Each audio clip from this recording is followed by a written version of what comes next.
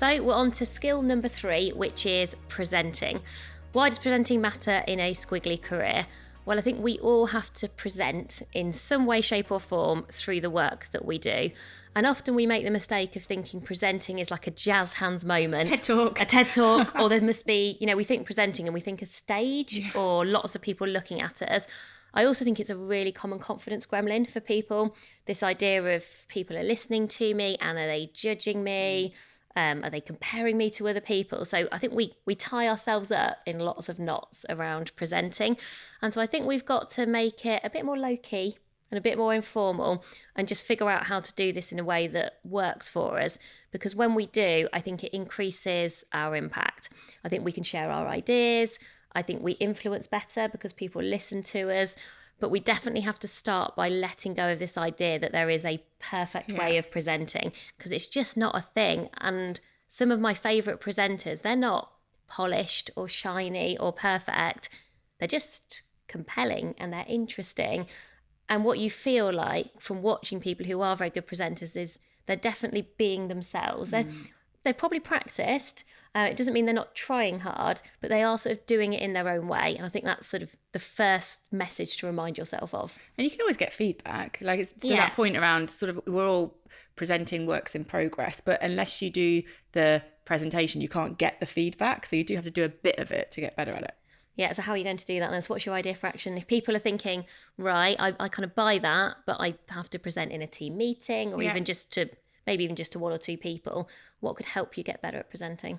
So one of the things that really helped me in moments where I was particularly nervous, so we do loads of presenting and some of the moments I'm fine with and some of them I do feel more nervous because the audience, I always find like presenting to your peers that's way the worst. hard, like people or people I've worked for before. So previous boss is like, come and talk about career development, and you're like, I hope I do a good job. I know. Well, I'm like, are you judging me? All that kind of stuff. So all that kind of mantra in your head, not helpful. So somebody said to me, I was doing a presentation and I had that feeling of like, who am I to stand in front of these people? And it was almost like I was so in my own head that it was distracting me from what I was trying to say to the people. And someone just said, like, took me to one side and they were like, get out of your head and get into theirs. Like, stop thinking about you in this situation and think about how you can be useful in this situation. And like, it really made me think, like, what am I sharing today that's going to be useful? How could I be most useful to the people that are in this room?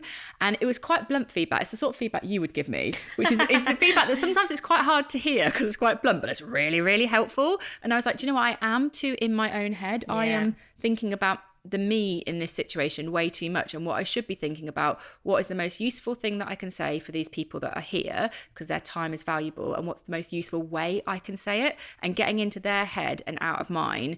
It just shifts the focus in a way that I find really helpful. My idea for action is to choose the words that best represent your presenting style.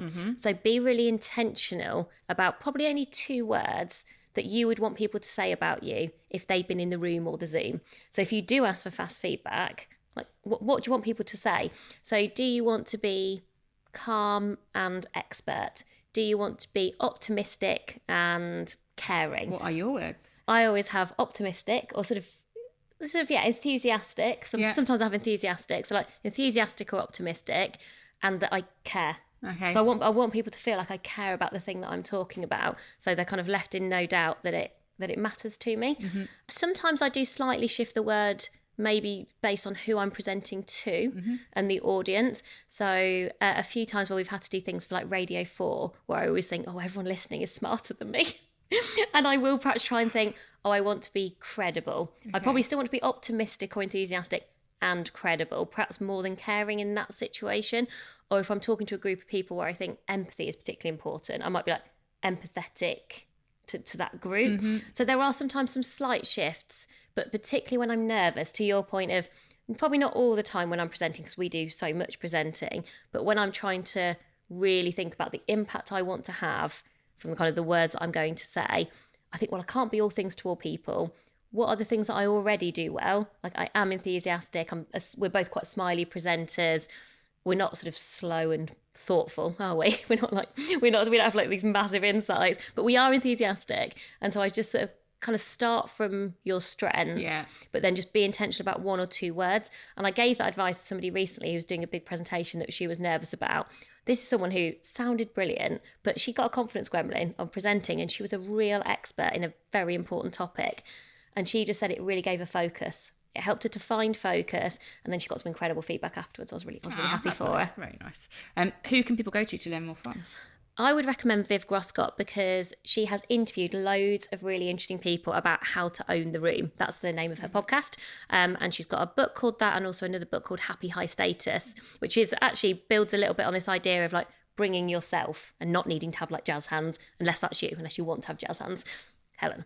And so I think listening to all the different people that she discusses, like style and presenting and presence and gravitas, you definitely get this sense of this is personal. So you sort of let go of the idea of there's a perfect way to present just by hearing everyone from, you know, the lady, someone who's worked in the White House, to like a CEO describing kind of what they do.